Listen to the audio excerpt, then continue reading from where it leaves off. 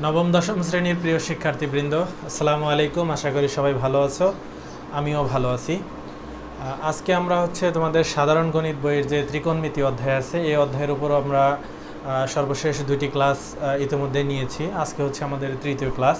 প্রথম এবং দ্বিতীয় ক্লাসে কিন্তু আমরা ত্রিকোণমিতির যে বেসিক আলোচনাগুলো ছিল সেগুলো জেনেছিলাম। তো আজকের ক্লাসে আমরা মূলত চতুর্ভাগ সম্পর্কে, ত্রিকোণমিতির যে চতুর্ভাগ এই সম্পর্কে আমরা আলোচনা করব। আজকের ক্লাসে আমাদের সঙ্গে উপস্থিত আছেন আমাদের সবার প্রিয় ওমর ফারুক স্যার। তো আমরা স্যারের সঙ্গে গল্পের মাধ্যমে আজকের ক্লাসটি আমরা করব। আশা করি সবাই মনোযোগ দিয়ে ক্লাসটি দেখবা, তোমাদের উপকার হবে। তো কথা না বাড়িয়ে শুরু করা যাক।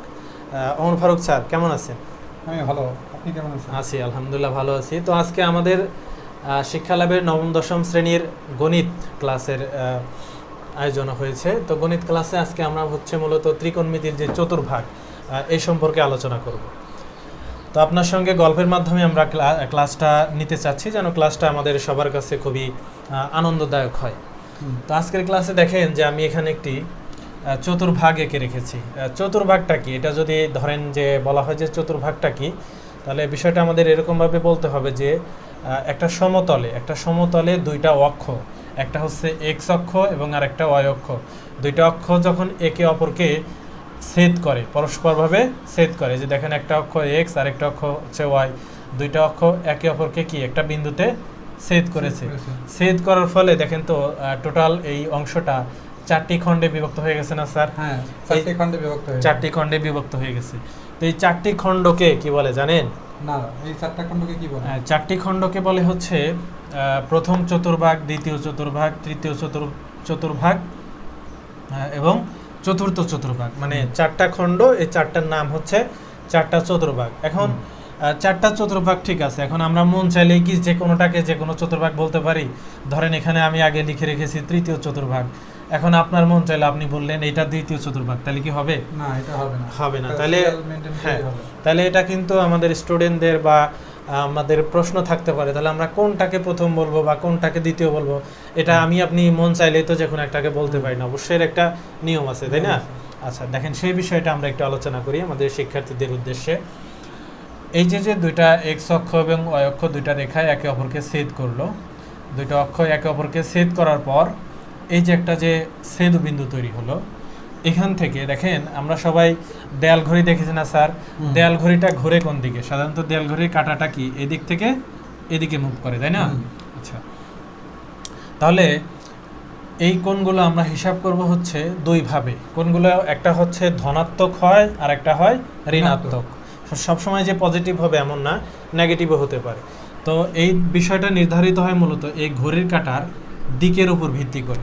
দেখেন এই দিকে যদি ঘোরে, এদিক থেকে যদি এদিকে ঘোরে, তাহলে এটা হবে ঘড়ির কাঁটার দিকে, আর এদিক থেকে যদি এদিকে মুভ করে তাহলে সেটা হবে কি? কারণ যে ঘড়ির কাঁটার দিকে ঘুরলে নেগেটিভ হবে আর ঘড়ির কাঁটার বিপরীতে ঘুরলে পজিটিভ হবে। রাইট, একদম। অর্থাৎ এখান থেকে আমাদের শুরু, এই এক্স অক্ষের উপরে এখানে কি কোণের মান কি হয়? 0 ডিগ্রি। 0 ডিগ্রি। যখন এখান থেকে এই বাম দিকে অর্থাৎ ঘড়ির কাঁটার বিপরীত দিকে ঘুরবে, এখানে কি ধনাত্মক কোণগুলো উৎপন্ন হবে। একইভাবে বিপরীত ক্রমে যদি ঘড়ির কাঁটার দিকে ঘুরে, সেক্ষেত্রে কি ঋণাত্মক কোণগুলো উৎপন্ন হবে। এখন এই এক্স অক্ষ থেকে ঘড়ির কাঁটার বিপরীত দিকে ঘুরে ওয়াই অক্ষ পর্যন্ত আসলে এই যে কোণটা, অ্যাঙ্গেলটা যে তৈরি হলো স্যার, এই অ্যাঙ্গেলটা প্রথম চতুর্ভাগ। তাহলে আমরা চারটা চতুর্ভাগ পাচ্ছি, তার প্রথম এইটা হবে প্রথম চতুর্ভাগ। হ্যাঁ, একই রকম ভাবে তারপরেরটা বাম দিকে ঘুরলে তারপরেরটা কি হবে? দ্বিতীয় চতুর্ভাগ, তারপরে তৃতীয় এবং চতুর্থ। এখান থেকে আমাদের শুরুটা হবে এবং এখান থেকে ঘড়ির কাঁটার বিপরীত দিকে গেলে এই 90 ডিগ্রি এই পর্যন্ত আসলে এটা হবে প্রথম চতুর্ভাগ। এবং এই প্রথম চতুর্ভাগ অতিক্রম করে যদি এই পর্যন্ত আসে তাহলে দ্বিতীয় চতুর্ভাগ। একই রকম ভাবে তৃতীয় এবং চতুর্থ। এখন আপনি চাইলে কিন্তু এখান থেকে ঘড়ির কাঁটার দিকে ঘুরে বলতে পারবেন না যে এটা প্রথম চতুর্ভাগ, সেটা কিন্তু হবে না। এটা কিন্তু ফিক্সড, প্রথম দ্বিতীয় তৃতীয় চতুর্থ এগুলো কিন্তু ফিক্সড, চেঞ্জ হওয়ার সুযোগ নাই। তো এই মূলত চারটা চতুর্ভাগ। এরপরে দেখেন এই চারটা চতুর্ভাগে আমি আবার কিছু জিনিস লিখে রেখেছি। এখানে দেখতে পাচ্ছেন যে ওয়াল, এখানে সাইন এবং কোসেক, এখানে ট্যান কট, আর এখানে কজ এবং সেক। স্যার এখানে যে আমরা ত্রিকোণমিতিতে 6টা অপারেটর পূর্বের ক্লাসে শিখেছিলাম, হ্যাঁ হ্যাঁ 6টা আজকে আমরা দেখতে পাচ্ছি এখানে ওয়াল লিখেছেন, এখানে সাইন এবং কোসেক লিখেছেন, এখানে ট্যান কট এবং এখানে কজ এবং কোসেক। হ্যাঁ এটা লেখার কারণ হ্যাঁ কজ এবং সেক, এখানে কজ এবং সেক। আচ্ছা, তো এটার একটা কারণ আছে। কারণ আছে হচ্ছে ওই যে আমরা বললাম যে স্যার কোণ কিন্তু দুই ধরনের হতে পারে, ধনাত্মক হতে পারে, ঋণাত্মক হতে পারে। তাহলে এই কোণগুলো আসলে কোন চতুর্ভাগে কোন অনুপাতের মানগুলো ধনাত্মক এবং ঋণাত্মক, এটাই মূলত এখানে নির্দেশ করা হয়েছে। এখানে অল বলতে স্যার অল বলতে বোঝাচ্ছে প্রথম যে চতুর্ভাগ, এখানে ত্রিকোণমিতির যে 6টি অনুপাত আছে 6টি অনুপাতই এখানে ধনাত্মক। তার মানে এখানে ত্রিকোণমিতির যে 6টা অনুপাত বা অপারেটর আছে সবগুলো এখানে ধনাত্মক। হ্যাঁ। ওকে। আর দ্বিতীয় যে চতুর্ভাগ সেকেন্ড কোয়াড্রেন্ট, যেটা এখানে হচ্ছে সাইন এবং কোসেক। ওই যে আমরা গত ক্লাসে আমরা দেখেছিলাম স্যার যে কার সাথে কার সম্পর্ক আছে, সাইনের সাথে সম্পর্ক কার, কোসেকের, ট্যানের সাথে কটের, কজের সঙ্গে সেকের, এই জোড়ায় জোড়া এখানে অবস্থান করতেছে। তো দ্বিতীয় চতুর্ভাগে সাইন এবং কোসেক হচ্ছে পজিটিভ, এছাড়া বাকি 4টি হচ্ছে নেগেটিভ। তার মানে আমরা 6টা যে পাচ্ছি 6টার মধ্যে এই 2টা পাবো পজিটিভ, আর বাকি যে 4টা থাকবে ওই 4টা পাবো নেগেটিভ, রাইট। তাহলে তৃতীয় যে চতুর্ভাগ, এখানে ট্যান এবং কট পজিটিভ, বাকি 4টি হচ্ছে নেগেটিভ।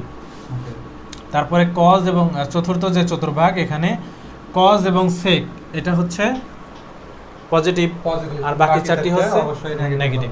আচ্ছা ঠিক আছে স্যার, এখানে হচ্ছে এই বিষয়টা হচ্ছে অনেক সময় আমাদের স্টুডেন্টদের মনে থাকে না, তারা প্যাচ লাগিয়ে ফেলে যে কোথায় কোনটা পজিটিভ নেগেটিভ, এটা হচ্ছে ভুলে যায়। তো এজন্য দেখেন আমি একটা ছন্দ, একটা সেন্টেন্স যদি আমি এখানে লিখি যে অল, এটার জন্য একটা ছন্দ আছে। হ্যাঁ, অল স্টুডেন্টস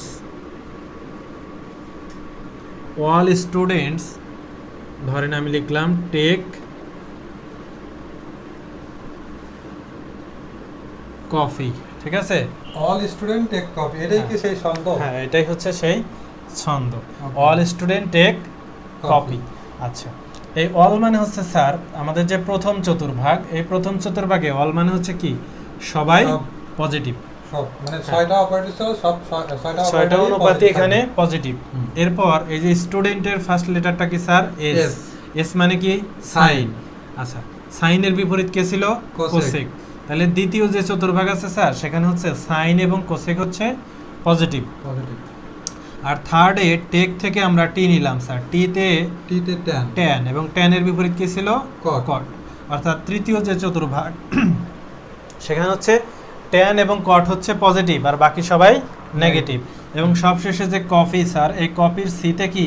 কজ, এবং কজের বিপরীত হচ্ছে সেক। অর্থাৎ চতুর্থ চতুর্ভাগে কজ এবং সেক হচ্ছে পজিটিভ, বাকি সবাই নেগেটিভ। তাহলে স্যার এই যে সেন্টেন্সটা অল স্টুডেন্ট টেক কপি, তাহলে এটা মনে রাখলে আমি 4টা চতুর্ভাগ মনে রাখতে পারবো। হ্যাঁ, এই যে সেন্টেন্সটা, এটা যদি আপনি মনে রাখতে পারেন তাহলে কি আর ভুল হবে যে প্রথম চতুর্ভাগে কে পজিটিভ, দ্বিতীয়তে কে, তৃতীয়তে কে, চতুর্থতে কে, আর কি ভুল হবে? না, এটা যদি আমি মনে রাখতে পারি একটা বাক্য বা একটা সেন্টেন্স, তাহলে আমি পুরো চতুর্ভাগটা আমি মনে রাখতে পারবো, রাইট। তাহলে আর কি আমাদের ভুলে যাওয়ার সম্ভাবনা নাই। ওকে, এরপরে তাহলে আমরা দেখলাম যে কোন চতুর্ভাগে কে পজিটিভ কে নেগেটিভ, এটা আমরা জানলাম। এখন দেখেন আমি যদি আপনাকে কোণের অবস্থান নির্ণয় করতে বলি, আমরা একটু দেখি যে কোণগুলোর অবস্থান কিভাবে নির্ণয় করা হয়। আচ্ছা, আরেকটা বিষয় আমি আপনাকে একটু ক্লিয়ার করে রাখি, এই যে প্রথম যে চতুর্ভাগ দেখতেছেন, এর মধ্যে কতটুকু কোণের অবস্থান আছে? এই প্রথম চতুর্ভাগের কোণটা হবে স্যার, কোণটাকে যদি আমরা থিটা দ্বারা চিহ্নিত করি, তাহলে এটা হবে হচ্ছে প্রথম চতুর্ভাগের অবস্থানটা হবে স্যার, এই থিটার মানটা হবে 0 ডিগ্রি থেকে বড় এবং 90 ডিগ্রি থেকে ছোট। 0 ডিগ্রি থেকে কি হবে? বড়। কেন 0 ডিগ্রি থেকে বড় হবে? কারণ প্রথম চতুর্ভাগে অবস্থান করলে x অক্ষ বা 0 ডিগ্রি থেকে, রাইট, এইখানে যদি অবস্থান করে স্যার x অক্ষের উপর অবস্থান করলে কত? 0 ডিগ্রি। আবার y অক্ষের উপর অবস্থান করলে 90 ডিগ্রি। অর্থাৎ এর মধ্যে যে কোনো জায়গায় অবস্থান করলে সেটা অবশ্যই 0 থেকে 90 এর মধ্যেই হবে। 0 হতে পারবে না, 90 হতে পারবে না, হ্যাঁ, কম হতে পারবে না, বেশি হতে পারবে না, এবং এটাও হতে পারবে না, 90 0 হতে পারবে না, 90 হতে পারবে না, এদের মধ্যবর্তী যে কোনো একটা কোণ হতে পারে। যদি দ্বিতীয় চতুর্ভাগের কথা বলি তাহলে স্যার কত হবে? সেটা হবে 90 ডিগ্রি থেকে বড়, 180 ডিগ্রি পর্যন্ত, রাইট, 180 ডিগ্রি থেকে ছোট। তারপরে তৃতীয়তে কি হবে স্যার 180 ডিগ্রি থেকে বড়, হ্যাঁ কত 270 থেকে ছোট। চতুর্থতে হলে কি হবে 270 থেকে 360 এর মাঝখানে, তাই তো? Okay right. তাহলে এই বিষয়টা কিন্তু আমাদের মাথায় রাখতে হবে। তার মানে আমি যে কোনো একটা কোণ নিলেই এই চারটা যে শর্ত আছে এই শর্তের মধ্যে আমি পাইতেছি। হ্যাঁ অবশ্যই এই চারটি শর্তের মধ্যেই সেটা অবস্থান করবে। আচ্ছা, এই বিষয়টি আমরা ক্লিয়ার করলাম। এখন দেখেন স্যার, আমি যদি আপনাকে বলি যে সাইন, বা আমি আপনাকে বললাম যে 75 ডিগ্রি, তাহলে এই কোণটা স্যার কোন চতুর্ভাগে অবস্থান করবে আপনি কি বলতে পারবেন? 75 এটা যেহেতু 90 ডিগ্রি থেকে ছোট এবং 0 ডিগ্রি থেকে বড়, তার মানে এটা প্রথম কোয়াড্রেন্টেই হবে বা প্রথম চতুর্ভাগে অবস্থান, রাইট। আমরা তো একটু আগে এটাই দেখলাম যে প্রত্যেকটা চতুর্ভাগের কোণের যে রেঞ্জ আছে সেই রেঞ্জটাই আমরা এর মধ্যে থাকবে। হ্যাঁ রাইট। তাহলে এইভাবে আমরা যদি এর চেয়ে বড় কোনো কোণ হয়, স্যার এটা তো 75, এজন্য আপনি ইজিলি বলতে পারলেন। ধরতে পারছি। হ্যাঁ, এখন এটা যদি আরো বড় হয় সেক্ষেত্রেও কিন্তু আমাদের হিসাব করে আমরা এটা বলতে পারবো। ধরেন একটা উদাহরণ দিয়ে দেখুন, ধরেন আমি লিখলাম 400 ডিগ্রি, এই কোণটা স্যার কোন চতুর্ভাগে অবস্থান করতেছে এটা যদি আমি বলতে চাই তাহলে আমরা কিভাবে বলবো? আপনি তো বলতে পারেন যে স্যার এখানে তো আছে 0 ডিগ্রি থেকে 360 ডিগ্রি, কিন্তু আপনি তো লিখছেন 400 ডিগ্রি 400 ডিগ্রি, এটা তো এর মধ্যে নাই, তাহলে এখন কি করা যায়? তো এর তো নিশ্চয়ই সমাধান বের করতে হবে যে এটা কিভাবে আসলে হয়। আচ্ছা, আমরা তাহলে আমাদের স্টুডেন্টদের উদ্দেশ্যে বিষয়টা একটু ক্লিয়ার করি যে আমরা এরকম বড় মানের বা এর চাইতেও যত বড়ই হোক অবশ্যই কিন্তু সেটা কোনো না কোনো চতুর্ভাগে অবস্থান করবে। তাহলে দেখেন আমরা এখানে যেটা দেখেছিলাম যে স্যার প্রত্যেকটা চতুর্ভাগ এক একটা করে সমকোণ তৈরি করছে না স্যার, 90 ডিগ্রি করে কোণ। আচ্ছা, এই জন্য আমরা মূলত এই কোণগুলোকে যে এরকম ভাবে ভাঙবো, 90 যে 90 আছে না স্যার, এই 90-র গুণিতক আকারে প্রকাশ করব। ধরেন তাহলে এই যে 400 আছে, 400কে যদি আমরা 90-র গুণিতক আকারে প্রকাশ করতে চাই স্যার, তাহলে যদি আমরা 4 লিখি, 90 গুণ 4 কত হয়? 360। 360 প্লাস কত হয়? বাকি থাকে কত? 40 মেবি না, 40 ডিগ্রি। আচ্ছা, তাহলে এই যে 90-র গুণ আকারে আমরা প্রকাশ করলাম, এটা হলো স্যার 4টা 90 ডিগ্রি ঘুরবে। কয়টা? 4টা। তাহলে এই হচ্ছে স্যার একটা ঘুরলো, দুইটা ঘুরলো, তিনটা ঘুরলো, 4টা ঘুরলো, এখানে অবস্থান করলো। এখানে অবস্থান করার পরেও এর মান আরো কত ডিগ্রি বেশি আছে স্যার? আরো 40 ডিগ্রি, আরো 40 ডিগ্রি বেশি আছে। তাহলে আপনাকে এখানে পরিমাপ করে 40 ডিগ্রি পরিমাণ দূরে আসতে হবে। তাহলে আপনি দেখতে পেলেন যে কোনটা কোন চতুর্ভাগে অবস্থান করলো। আবার আমরা দেখতে পেলাম যে 400 ডিগ্রি কোণ মানে হচ্ছে এটা ঘুরে এক রাউন্ড যখন আসবে তারপরেও আবার 40 ডিগ্রি আমরা প্রথম চতুর্ভাগে চলে যাচ্ছে। তাহলে এই কোণের মান যত বড়ই হোক তাহলে আমরা বের করতে পারবো না এটা কোন চতুর্ভাগে অবস্থান করে। আচ্ছা, এখন স্যার আমি তো এটাকে যোগের মাধ্যমে প্রকাশ করলাম, কেউ চাইলে কিন্তু এটা বিয়োগের মাধ্যমে প্রকাশ করতে পারে। কিভাবে? স্যার 400-কে ধরেন আমরা লিখতে পারি যে 90 গুণ 5, তাহলে কত হয় স্যার? 450। কিন্তু আমাদের অ্যাকচুয়ালি কোণ ছিল কত? 400। তাহলে 50 ডিগ্রি বেশি হয়ে গেছে না? তাহলে এটা কত লিখতে হবে? তাহলে হচ্ছে আমরা 5 বার 90 ডিগ্রি ঘুরবো। হ্যাঁ, আপনি কতবার? 5 বার 90 ডিগ্রি ঘুরবেন। 5 বার 90 ডিগ্রি ঘুরে কোথায় আসবেন স্যার? এই যে 1 2 3 4 5 এখানে আসবেন। এখন আপনাকে মাইনাস মানে কি? আপনাকে পিছনে ব্যাক করতে হবে। কত ডিগ্রি পিছনে ব্যাক করতে হবে? 50 ডিগ্রি। তো 50 ডিগ্রি পিছনে ব্যাক করলে আলটিমেটলি আপনি ওই সেই 40 ডিগ্রি পাচ্ছেন, ওই আগের জায়গায় আসতেছেন, অর্থাৎ কি প্রথম চতুর্ভাগে আসছেন।